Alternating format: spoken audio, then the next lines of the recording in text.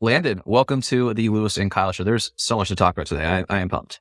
Awesome. Excited to be here, fellas. Thank you so much. Of course. Let's start with when did you decide you wanted to break into VC? Because that's super taboo and super difficult for a lot of people. Mm-hmm. And so what was the decision for, okay, I want to get into VC. And then what was your strategy for actually achieving that goal? Because it's really nebulous to a lot of people. Totally. Yeah. Which is crazy to think about sometimes because, the innovative companies that have built products that we all use today, Apple's, Airbnb's, Uber's, all began as startups.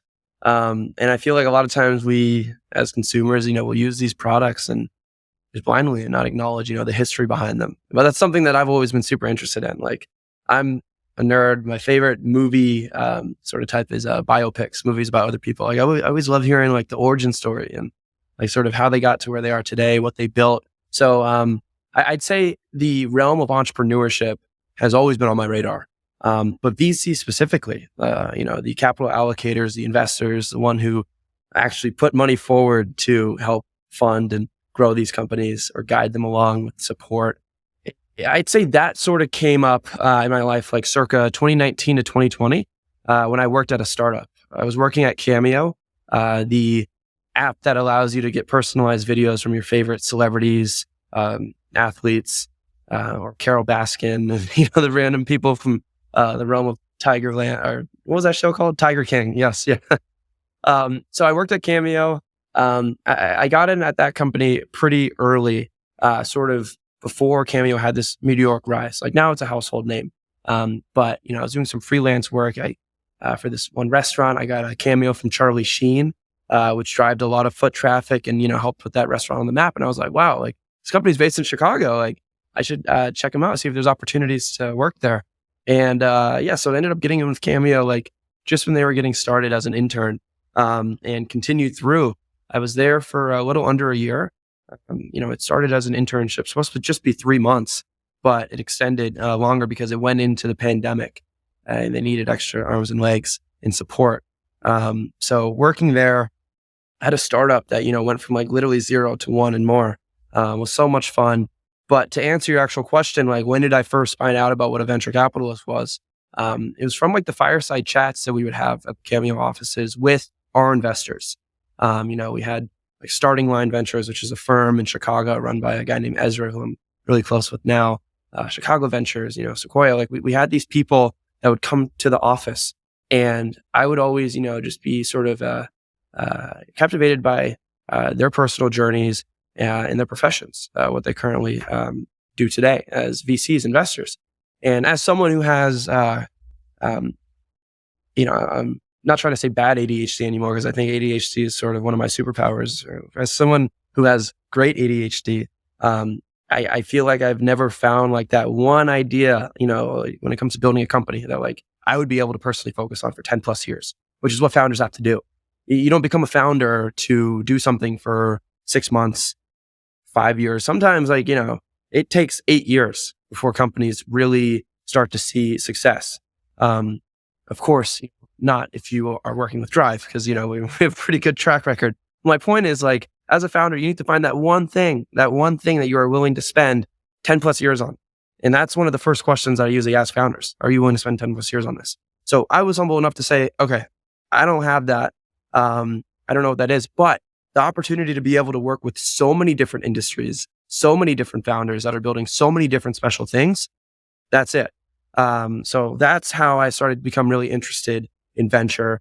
Now I can see Kyle lighting up because that's very much Kyle's similar mentality, just a hyper curious person, just too many curiosities. Kyle, what are you going to say? Yep. Yeah, it's totally accurate. I want to touch on one thing that I heard you talk about, which is specialized generalist, because I personally identify with that sort of ethos. So can you tell us kind of the definition of that and how you came to it? Totally. So I did not brand, or come up with the idea of specialized generalist. I am just sort of prophet of its meaning. I think it was actually started by Tim Urban, or not Tim Urban. There's another motivational speaker. His name is Tim Ferriss. Tim Urban's my favorite. I've met Tim Urban before. He's a very nice guy. But Tim Ferriss, who I would love to meet one day. He came up with the idea of a specialized generalist. And let's sort of deconstruct what this means. And I feel like more people need to explain things like this. You got specialized generalists. Let's just break it down for what it is. On one end of the spectrum, you have generalists. Those are people who are able to do everything. And I think the best founders start as generalists because you really have to do it all, like at the beginning. Founder-led sales, founder-led marketing, founder-led recruiting, founder-led HR. You kind of got to do everything. You don't have to be amazing at everything, but kind of broad familiarity with a lot of different ideas or topics, whatever it might be. That's what a generalist is. And then you have people who are specialists. It is what it is. People who specialize in one thing. They are the go-to expert at that one thing. They are in the 1% doing one thing. So I think those are the best specialists. So again, looking at this, you got the generalists do everything, or polymath is another way to look at that. People who kind of do everything. And then you have specialists. Specialized generalists is just combining the two. So I believe the best specialized generalists are able to find 2 to 3 to 4 things, at least a handful of things, like no more than 5, because you become a generalist after that. The best specialized generalists find a combination of 2 to 3 things that are able to be tied together in a very unique way. In fact, you are the individual who kind of has found a way to thread them together. Maybe people are not looking at these 2 to 3 things in a similar way as they should, but wow, I can be someone who combines them. And you don't have to be in the top 1% of each of those 2 to 3 things. In fact, you can be in the top 20% of 2 to 3 things. But at the end of the day, if you combine those 2 to 3 things, you kind of become the only person who's doing that one thing. And I think in a world where there's so much competition, if you know you're the top 1% of something, be that specialist, okay? But you got to be humble and understand that if you're not, it can be difficult to get there. Like Kobe, bad example, but I'd say people who are at the top 1% of one thing. And if you are not the Kobe, of that industry, you got to bring other skills into it. You got to maybe not just be an amazing, person at the rim, but also a shooter. You got to be someone who can pass good. That's light sports analogy, but the point is you got to do a lot of reflection. If you're not in that top 1%, that's an opportunity to become a specialized generalist. And that's what I did. I went into this field with an untraditional background. So I knew I was already at a disadvantage. I didn't go to, a quote unquote top school, which is subjective because I felt like my school, DePaul University, was a top experience for me. I don't have a background in investment banking. So I knew that I was already sort of at a disadvantage there. And if I wanted to make my mark in this space, it would have to be not just directly doing venture. I'd have to combine a few different skills. So while I have passion for venture and entrepreneurship, I wanted to combine storytelling, aka, what I did with the podcast. And I didn't just want to be someone investing everywhere. I wanted to zero in on a city, an ecosystem that maybe was also, on its meteoric rise or had the pieces to be an amazing ecosystem. And that's what Chicago is. So I want to be the go-to person that has the Chicago insights, knows everything Chicago, lives, breathes, dies Chicago. What I do in my day-to-day now, it's way bigger than me. It's bigger than the firm. It's Chicago, it's our goals and aspirations drive what we want to see Chicago and the Midwest become. So that's sort of my third bucket. And I have a few other buckets that, kind of sprinkle in there. But I think, long story short, there's much value to becoming a specialized generalist. Yeah, it reminds me of the Leonardo da Vinci biography where it talks about how he would focus on the intersections between different industries. And it's really hard to be a 1% storyteller, and it's really hard to be a 1% Chicago native, and it's really hard to be a 1% community builder. But to be a community builder in Chicago, seed investor, you get smaller and smaller, and it's pretty easy to be in the top 1% of that bucket that you're creating. And you're your only competition. Right, exactly. Yeah. And I think focusing on that that intersection is exactly the path that you've taken, and also one that leads to good outcomes. So I want to ask, I was going to ask about the buckets that you kind of define there, but I want to talk about the startups that you're looking for, and kind of the areas that you are looking to invest in. Obviously, AI is extremely interesting right now, but what are like the 2 or 3 that you just can't take your mind off of right now? Yeah, well-worded question, because there are 2 questions there. Like, and I'll kind of talk about the firm first. We're thematic, so we're constantly picking up new themes that we want to look at. The why now, like why does a company need to be built today? The tailwinds they're riding on is very important to us. So with that, new topics, new themes, new macro level trends are constantly coming up. So there are over 60 themes at Drive that we look at and can invest in, and there will be more as we continue to scale, grow, evolve. There's going to be more themes. What I'm interested in though, and also just another caveat, I can invest in whatever like we look at currently at Drive. So again, over 60 plus themes. And a lot of those are on our website. And I think there's sometimes confusion because I say like what I like to do and they're like, oh, they only do this. Like, no, we do a lot. But what I am very interested in, and thanks for wording it like that, what I am very interested in right now, for sure, like creator tech. And we have a company that just relocated here from Boston to Chicago that's sort of building the HubSpot for musicians and creators using artificial intelligence. So creator tech, creator AI, I think any tool that allows creators to become more efficient and sort of replace work, hiring, augment their work, I should say as well, because you really need to hire in order to scale as a creator. Like you look at Mr. Beast, who was kind of hitting the same numbers for a long time. It wasn't until he brought on 30, 40, 50 people when you started to see that hockey stick growth. But creators don't have money to do that. I think only 9% of full-time creators, 50 million creators, there's only 10% full-time. So 9% of that 10% are making over $50,000 a year. So majority of creators do not have the funds to bring a team on. If they can use artificial intelligence to sort of increase their work efficiencies, put out more content, have better data on their fans, like knowing exactly when your fans are online, when you should be posting. So you're not just doing things blindly and wasting time, curating to different cities that don't care about what you're doing. Like it's so important to know and care about what your fans think and where they are, who they are. And a lot of that can be optimized, as this company is doing, with the use of artificial intelligence, giving creators and musicians actionable insights on what they should do next. So yeah, creator tech, artificial intelligence in general, like AI transformation, I'm so interested in. I think that, it's important to sort of have contrarian views when you can. I think a lot of people are jumping on the wave. It's here. It's a big thing, 100%, and it's not going anywhere. But, not sort of becoming a part of that herd mentality, like having different takes on artificial intelligence is really important. Peter Boy, big investor, great quote he has is, it's important to be a contrarian, but it's very hard to be a right contrarian. So everything that we look at in generative AI and artificial intelligence, it's got to be backed by data. And something that we've seen, we don't think that market-defining companies will be built on top of ChatGPT. Sounds like an obvious claim, but a lot of people are just kind of throwing money at anything.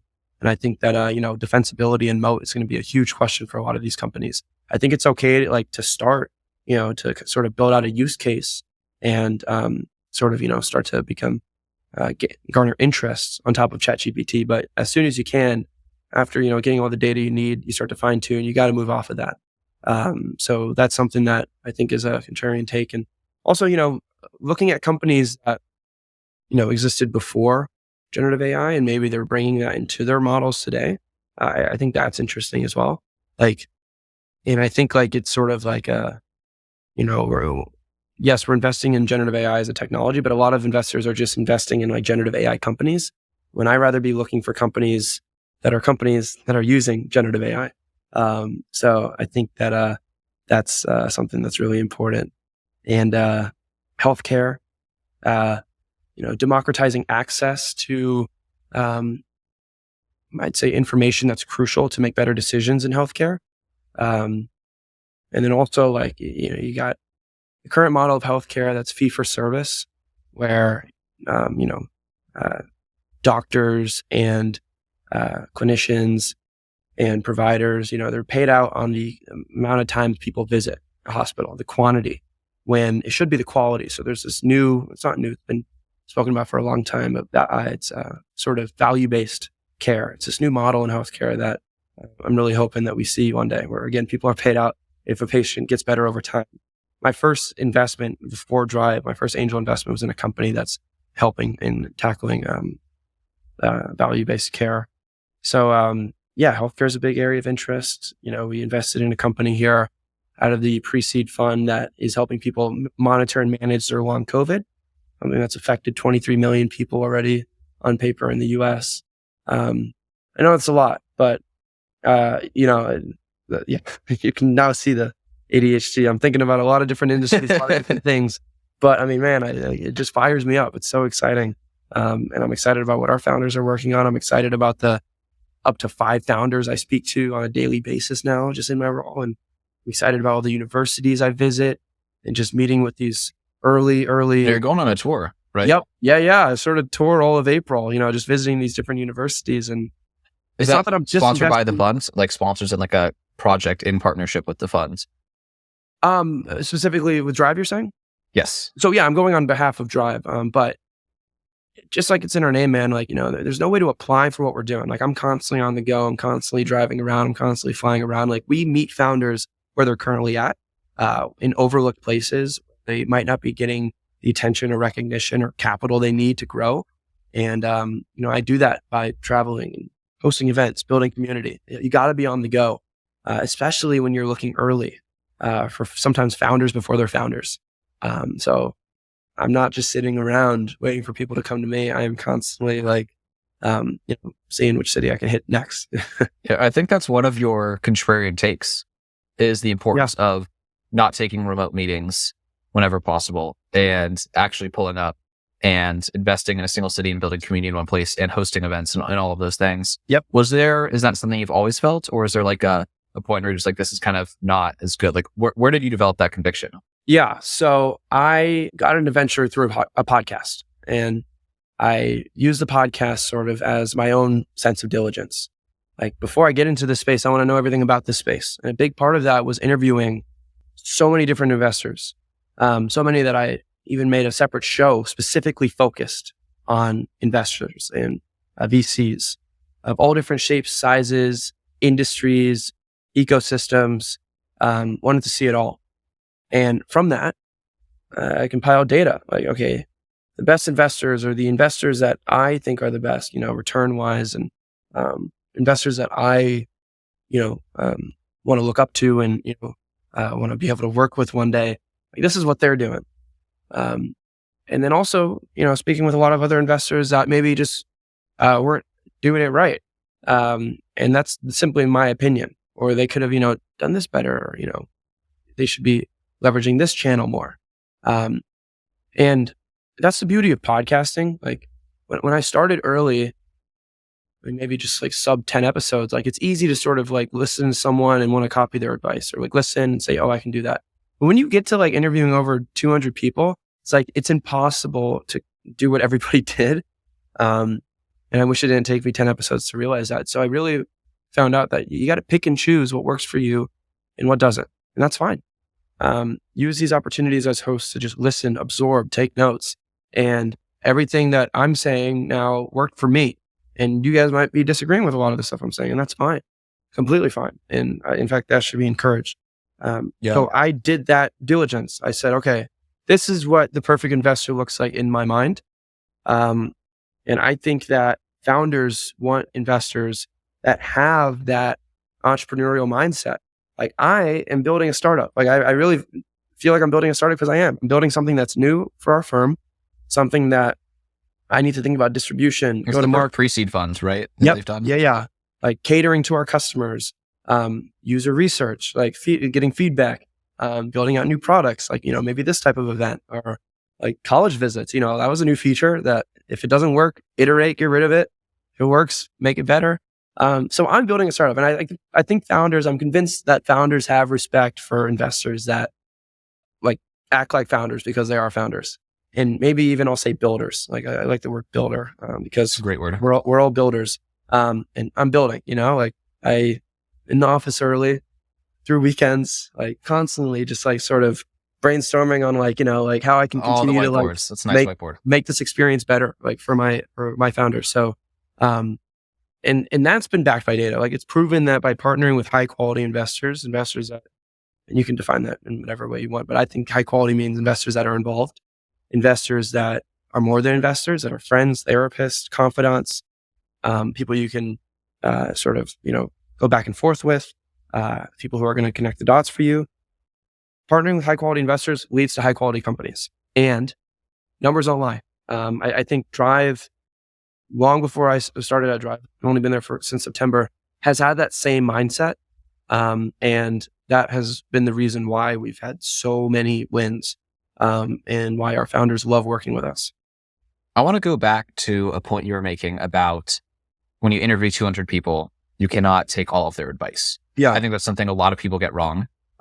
And something that lots of people talk about, like you just need to find one person who just like has the results more or less that you want to have, and just like commit to following their ecosystem and use their playbook to get where they are. And then like only once you're there, then you like pick whoever's next to get you to the next place. So of the 200 or so people you've interviewed now, and including folks like Steve Wozniak and, Francis Suarez and Keith, your boy, and just like dozens and dozens of people, like who are those people that you identify as of the 200, these are the people whose like worldview, belief system, habits, mindset is like, I'm going to just kind of commit to this person's way of doing things, or like a blend of like 2 to 3 people? Yeah, dude, that's a really good question. And yeah, Keith, your boy, thank you, not Paul. Wow, that's a good question. So I think first off, there's a lot of truth in what you said, and something that I've done, of course, but still, like you got to do it in your own way, always. And that's just sort of my thoughts. But yes, I have been inspired by, more guests that I've had than compared to others. And I think, Mark Suster at Upfront Ventures, someone who I, still consider a friend. I love that guy. I just see how he moves and how he talks, to, different people, whether they are billionaires, whether they are, a founder that's just getting started. And he just has great emotional intelligence. Like he treats everybody the same. And he's so respectful to everybody. And I think like once you hit a certain level or reach a certain amount of success, well, I don't think I know because I see it, a lot of people become like either closed off or they become rude or selfish.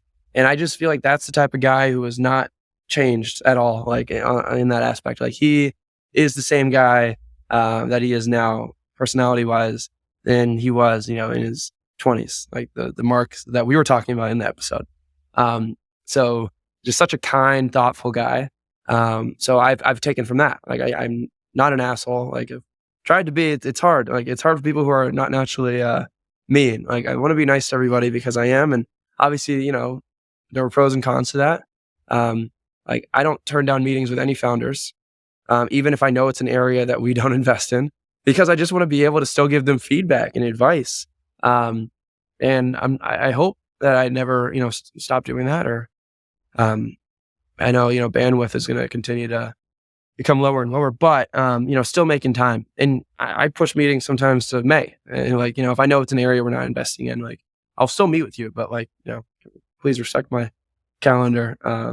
So yeah, I think like Mark's ability to like just be who he is, like that's something that like I've continued to be inspired by, and I never want to lose that. Ruben Harris, the founder and CEO of Career Karma, just how he communicates and uses social media to get in front of larger audiences is something I've always really respected. Yeah, he's the type of person where it doesn't matter like what concept he's talking about. Could be the most, complex thing that like is understood by him, or like this thing that everybody knows. Like he's not going to belittle you. He's, he's going to be very just aware of who's in the room. So he knows like specifically, how to word certain things. And he's just a very clear communicator. So I think that he is someone who I've been inspired by. And yeah, I had a chance to work for Jason Calacanis, that for a year, and, he just going from this untraditional path into venture and angel investing, for sure, was, inspiring, while I was working for him. Yeah, getting that experience was, helpful. And then, Yeah, I'll give you those three. But man, I mean, I've interviewed so many people, and if you were to ask me the same question tomorrow, I'd probably give you a whole new set of three people. But those are the three that I'm just thinking about now. So you started in their 20s, kind of in the midst of a crisis, graduating college in the midst of COVID, and you set out to sort of answer this question, which is your ambiguous 20s. Like, what do you do? Like, how do you do it? And what answers did you find through the process of creating that podcast? That nobody has the answers. I think that's the best thing, man. Like I'm fortunate to have been able to sit down with people who I've idolized, since I was a kid, like co-founder of Apple, like crazy. And I've sat down with some amazing people like off air, and people who I've looked up to for a long time and just been able to have conversations with. And what I love about the medium of in their 20s, like this is, back when they didn't have their shit figured out, back when they were, on their meteoric rise to success, really allows them to sort of take it back. And you see a very different side of these individuals. And I think that the biggest thing I learned is you got to stay hungry. You got to stay curious. You got to ask good questions in life. You got to, not just do things for you, but also for others. And I think that, interwoven with that, we're all figuring it out. I started the podcast during a crisis that we were all figuring it out, and no one had the answers. A lot of people still don't have the answers about what happened. And that's why I love the, long COVID company that we were investing in. We want people to at least know more about their symptoms, so they can make better decisions for themselves and not just depend on what other people are, guessing or thinking should be the right move for them. So everybody's figuring it out. Seeing how the industry handled everything with SPB, or 2 weeks ago, showed that wow, investing titans, people who have been investing since before I was even a thought, did not know what the hell was going on. So I think during times of uncertainty, you got to really, and the founder of Drive, Chris Olsen, genius. He really put it simply, when everybody's running around like a chicken with their head cut off and doesn't understand what's going on, you got to just stick to the facts. And that sounds much easier said than done, because you get in these echo chambers of Twitter, the world's burning down, and oh, this is happening. Or I'm guessing that this is going to happen tomorrow. You got to take it back and only focus on what you know, the facts backed by data.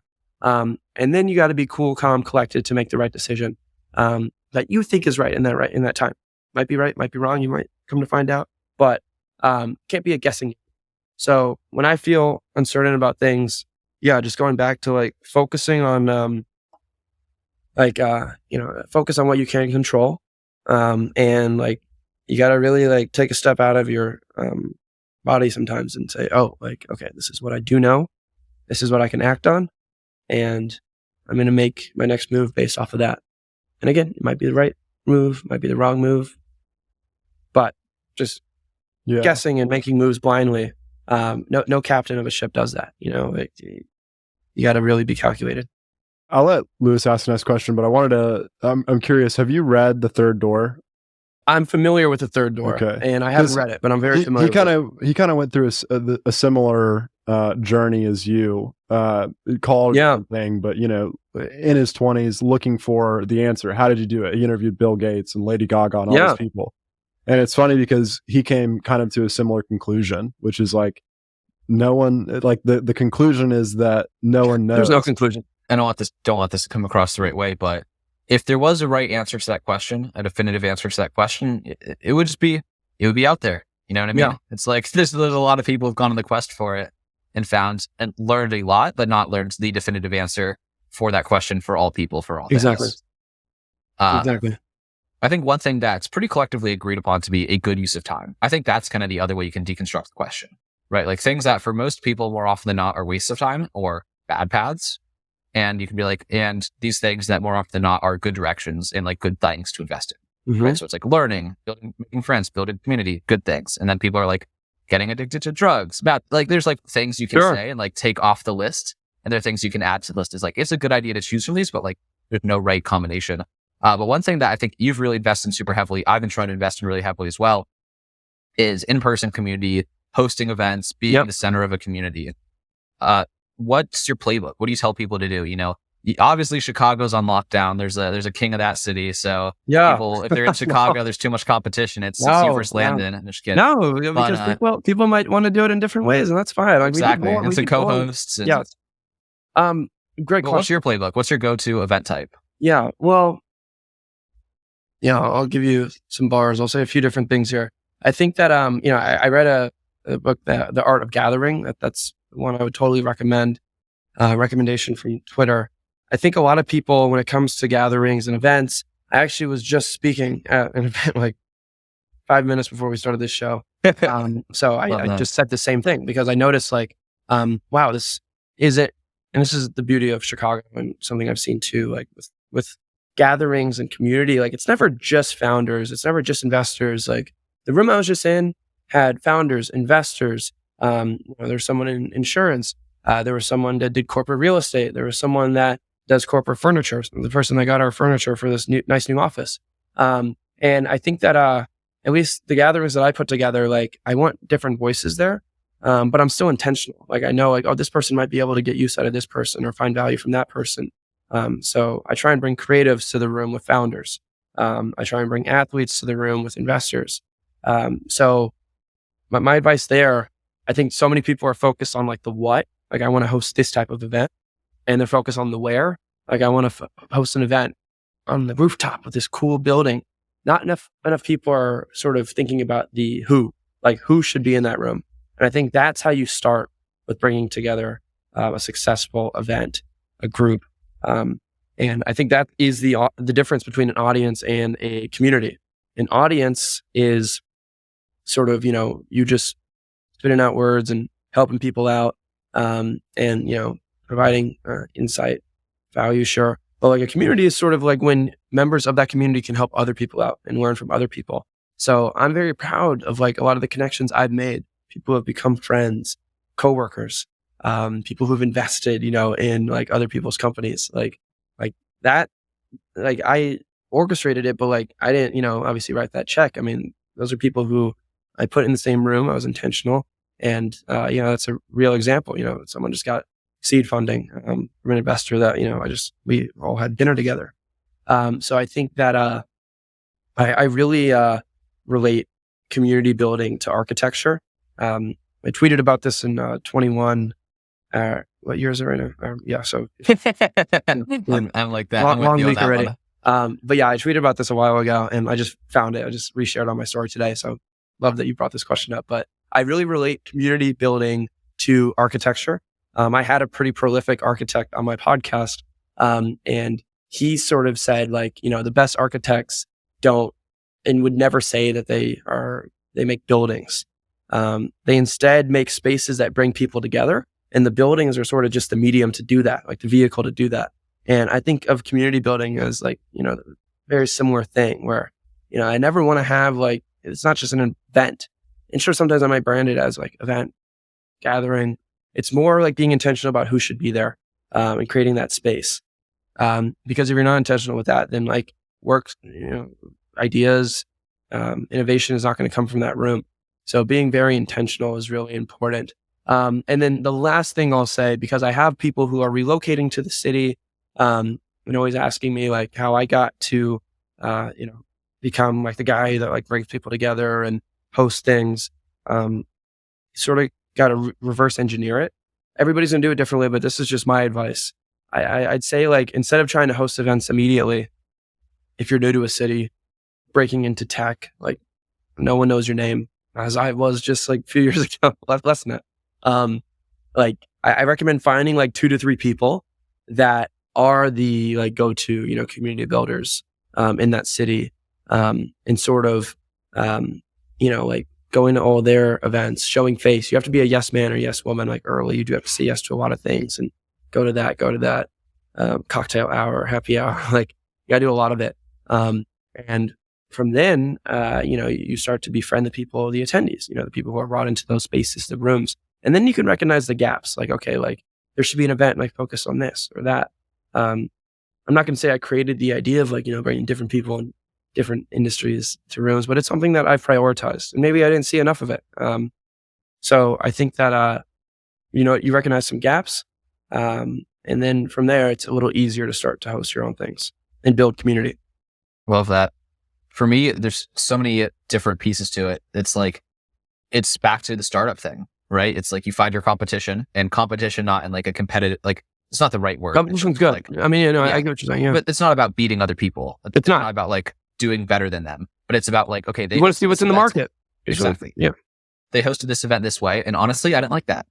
So I'm going to do, like, I hate loud music at events. Like, it drives me crazy. I'm like, I did not come here to listen to loud music. It's like, I came here to talk to people. And like if anything that's hosted, like a networking event that's hosted at a nightclub, like, this is just the worst combination of circumstance and purpose I've ever seen in my entire life. And it drives me so crazy. So like all my parties, I just like, my roommate, like, he always turns it up and I just turn it down. I'm like, no, like, we didn't bring people here. Like, we literally live 2 miles from all of the bars in town. People can go there. I will pay for all of the Ubers from anyone at this party who wants the music louder, send them to the nearest nightclub. That is just not the vibe that I'm having. Yeah. Kyle just laughed himself out of the window, but yeah, no, I agree. And, everybody's going to do it differently. And that's totally fine. But yeah, I kind of just had a vision of like how I wanted to host my events and made it happen. I know you're building your own startup and investing, and but you have to have ideas that are bouncing around your head that you can't go after. So is there one that's been bouncing around your head that you're not going to get? There's 2 Landons, and you could put that guy in charge of running the fund at Drive Capital, and the second guy could go get cut loose. That's a fun question. Yeah, to be honest, no. Like, I'm so focused on what I'm doing right now, and like it really just brings me so much passion. And I have so many ideas for like what I want Chicago to look like and what I want this fund to look like. We can talk about that too. That's easier. Yeah, like just growing those, man. I mean, this is an $80 million seed effort, which could net us 160 investments over the foreseeable future, and didn't take a lot of work to get there and scale that up. So just trying different things and things that I can't reveal yet. You got to be very strategic when you bring things out. And then a lot of things I'm currently doing, maybe they're working. Chicago's got the secrets, man. That's the thing. Yeah. So if you want to find out the secrets, you got to fly to Chicago. You got to fly to Chicago. Event. Yep. Landon, all the sauce, no sauce on Zoom. As someone in venture, you got to be optimistic on the future. You got to be excited about the future. You got to crave and want the future. And yeah, I think that I'm just really excited to see what we can do here. I want to ask you about dot connecting as well. That's something that is another piece of the puzzle, like a very practical thing. Yeah. What's your philosophy around dot connecting in terms of like making sure you do enough of it, or if it's totally organic, or how you got started, or if you think people should do more of it? Just it's something I jotted down last time we talked. It's like important to you and a big piece of your journey as well. Totally. The best relationships are formed when you can provide value first. That's like the first thing I'll say. Like, I'm constantly thinking about what I could do for other people first, before what they can do for me. And even actually, if I identify something that like, I know this person can do something for me, and this specific thing, you still got to provide value first. And I think a huge way to provide value is by connecting the dots. And to kind of, create that, you do need to sort of increase your network, say yes, man, and be a yes, man, like be at a lot of places, and listen to people, ask good questions, and really pick their brain. Understand what they're doing currently, but like what they're missing out on and what they want. Sort of, if you think of like, Maslow's hierarchy of needs, like, what is the most important thing to them that they do not have access to right now? And start to build like an internal CRM, or just, you can literally do it on paper. I have Excels that I just have with people, contact information, and like just little bits of information from conversations, like what they were looking for at the time. And then I think that a lot of it has to happen naturally. Go into this knowing that like you will not be able to provide value for every single person, and that's fine. Like, I would never offer to code someone's website because I don't know how to code. So like, you got to really understand your skill set first and like how you can provide value. And just a huge way for me is connecting the dots and introducing people.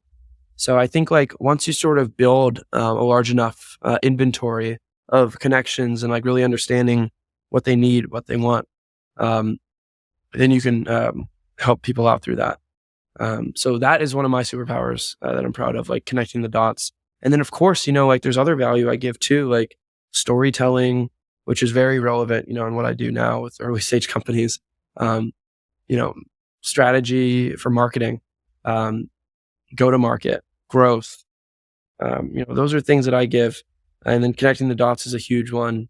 But yeah, you got to start by like knowing what your skill set is and what you can offer the world. Do you want to talk about writing? Totally. Yeah. No, writing is something I've always been like really passionate about. What's your current cadence looking like in terms of like commitment level? If it's just a hobby, if you're doing 60 minutes every morning, first thing. So yeah, when I started this year, it was sort of like, I want to put out 2 newsletters a month, 2 articles a month. So I put out 2 last month, 2 in January, mainly on things that I was, passionate about, either the creator economy, Chicago, or, advice for founders. And I've started a few newsletters over the past years, mainly through In Their 20s. But I sort of wanted to create a newsletter specifically focused on my efforts at Drive. And sorry, this is corny, but it's called The Driver's Seat. We put out our first edition last Monday. It's a mix of like what I'm currently doing, what my founders are needing, events around the city. But I had to build that credibility first before I could like expect to have people's emails. I had to build that foundation. And I did a lot of that by just like sort of putting out like this no strings attached content. So that was either through, the 2 years of podcasting I've done, stuff I share in socials, the articles I wrote. And I was pretty impressed and sort of like, right on my thesis, like, in the first 24 hours of the newsletter being announced / it being out, I think we had like 300 subscribers and a 70% open rate, which is like crazy for like a first time. And obviously, numbers are always going to go up or down from there. But I think like first time publication newsletter, like I wouldn't have gotten to that if I didn't like build the brand of like a writer that writes about, Chicago and these things. But now people like knew like, okay, I give Landon my email. This is what I'm getting in my inbox every Monday. So I think it's the thing of like chess, not checkers. You got to really be strategic about like, the foundation you're building before you launch certain things. But yeah, writing, I love, man. Like, it's great. What would you say is the benefit you get out of it besides like teaching people about Chicago? Like why is it worth doing? Yeah. I mean, if you think of it through a funnel, deal flow. I mean, people know me as like the Chicago guy, that's investing in early stage startups. Like I really am consistent, with like putting that brand out there so that it leads to a lot of high quality companies, wanting to pitch. And the second they think about Chicago or other investors in other cities, like that maybe aren't investing in Chicago, like that, they send me a lot of companies. So like, it helps, get people in the door for sure. But all that to say, like, still it's a mix of me doing that, but mainly a majority of me like on the go still. But yeah, I mean, I think brand building it's crucial in this space. With so many firms being out there and, these being 10-year relationships, a lot of people say like investing in a company, it's like it's like a marriage, but I actually, Bill Gurley even said this, like, I don't agree with that because you can always like get divorced. You can get out of a marriage. It's more like having a kid with someone. So it's a big decision like for founders to make, which, firms they want to work with. And I think like having that positive brand, like is very helpful in like, earning that trust and credibility. That, and also, yes, track record, numbers, don't lie. But I related a lot to just branding, like think about like the effect that like a Louis Vuitton gives versus, like a Shein or like a lot of these other brands, like it makes you just feel different things. And that's no shit talking to Shein or Louis Vuitton. I'm just saying like, branding is so important. The iPhone, like why do I buy a new iPhone every single time? Not because it's better than an Android, but because of like how it makes me feel, the status and sure, the utility I get out of it, but it's more than that. So branding is super important. So while founders have so many options, you got to stand out in that sense. Yeah, I think that you can add branding as one of your buckets because through the research I did for the podcast, it's clear that you're thoughtful about it. And I think that the strategic thinking about branding is a huge skill. I wanted to go back to something you said really early, which was about the 10 years that a founder has to commit. And how that's one of the first questions that you ask to founders. What is it, do you think? Like, what's the essence of it that allows somebody to be obsessed with something for 10 years? When you look into their eyes, like, and obviously it's intangible, but like, what do you think is driving that? That's a really cool question. Dude, it's going to be different for every founder, but I mean, it's really like an itch that like they can't stop thinking about. Mm-hmm. And, keeps them up at night. And like, that's the most important thing to them. Where, I just had lunch with, a pretty prolific angel investor in Chicago yesterday. And like, she even said like, it's almost like annoying, like the founder, like that's all they care about. And they will stop at nothing to accomplish that. Whether it's like because of some, larger, life vision for themselves or, some sense of resilience they went through or experiencing the problem themselves. Like they are so like, and sometimes, the best founders are kind of like, it's annoying to talk to, because they like are just obsessed with that. And like, that's all that they can think about. Not to me, cause like I respect it so much, but like, that's how she worded it. And, like, I get it. I've worked for some of them and like, I see that. But like that fires me up and inspires me. It's like, and to be honest, like I feel like I can be like that sometimes. Like I never want to be again rude to others, but like I am obsessed with what I do, and like some people just don't get it, and that's fine. And I just watched this cool J. Cole clip like I think 2 days ago on Twitter, and he said like he has so much respect for people who like just can live simple lives, and I do too. Like I think that sometimes I wish, I like wasn't constantly thinking about how to change the world and like, like wasn't constantly thinking about work. But like, I love it, man. So I think, best founders, best builders have that. And other than that, like great communicators, great storytellers, because story is crucial. Story is going to help you convince people to leave their comfortable job to join you on something that isn't a rocket ship yet. Your story is going to help you convince investors to invest up to millions and millions of dollars in an idea or something that doesn't exist yet or hasn't been proven out yet. Your story is going to convince users to leave a product that they're so comfortable with. They've been using for 5-10 years to join and use your, thing that works half the time. Like the story is crucial. So I think the best founders, like they're salespeople. They know how to talk. They know how to communicate and sort of captivate audiences. One question I, was thinking about in prep for this was a lot of the A-listers you got in contact with for your podcast. Mm-hmm. I could ask the question, how did you do it? But I think like the answer to me is like, you just had a really good story for your show. I mean, among other things, right? Like tactics for outreach and getting their attention and all of that. But like, that's only getting their attention.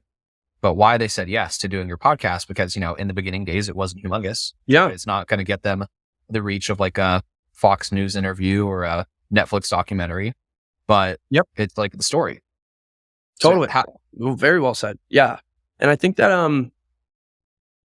consistency, like you got to believe in something before other people do.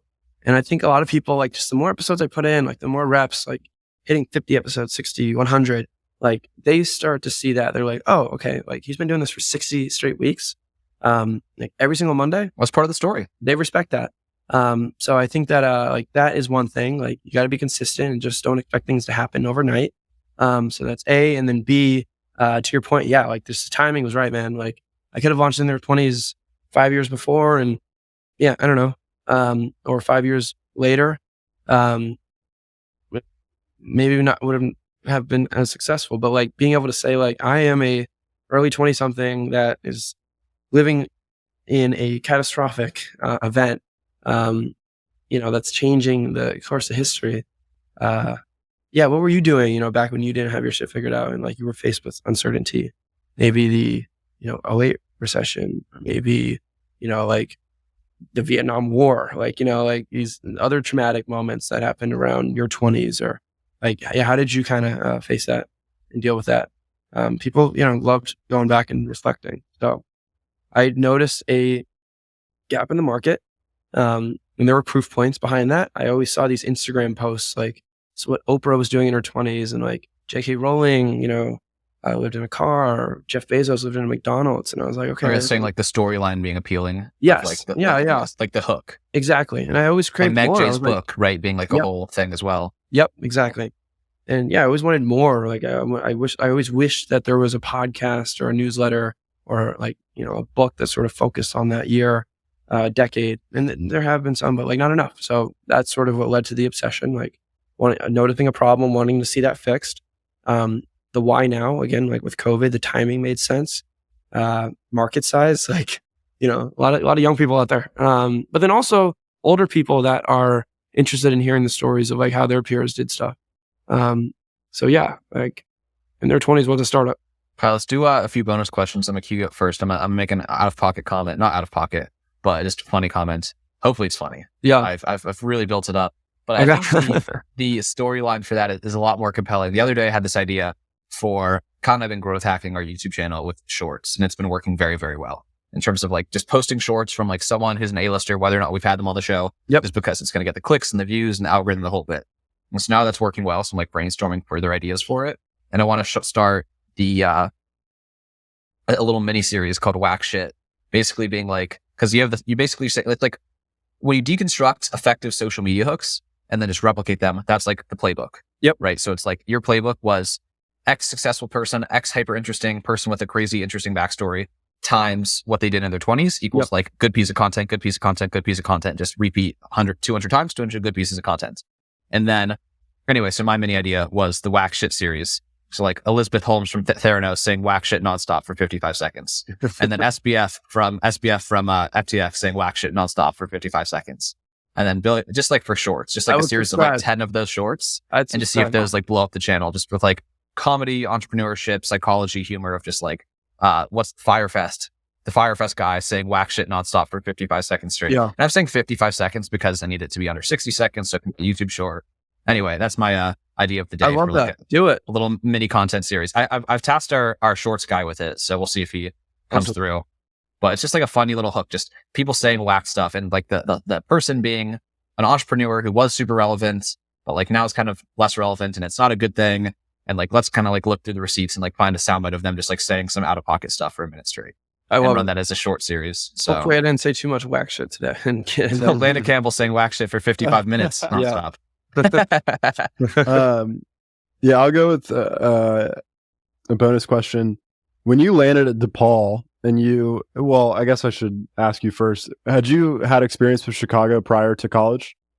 No. So when you landed at DePaul and in Chicago, what surprised you about the city? The architecture, for sure. Beautiful buildings. And just the fact that Chicago existed. Like, I mean, it's a big city.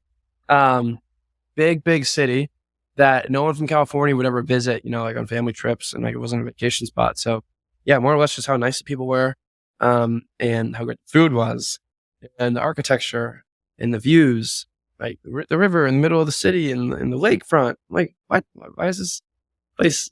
I mean, I know Chicago like has been a thing, like, like it's, but still I was like, damn, like why aren't more people from California, like giving us the respect we deserve? So at least that's a big driver for me. Proving people wrong, on the coast that think that, we can't do special things here. That for sure happens still. And yeah, I'd say that's what like surprised me. What's the one or two little food shout outs for Chicago must-dos? Wow. I don't know if I should do this because I actually haven't had food yet. I'm really hungry. Cheval is one of the best burgers in America, and that's not just by my rating. It's been voted the best burger in America, I think like 10 years in a row.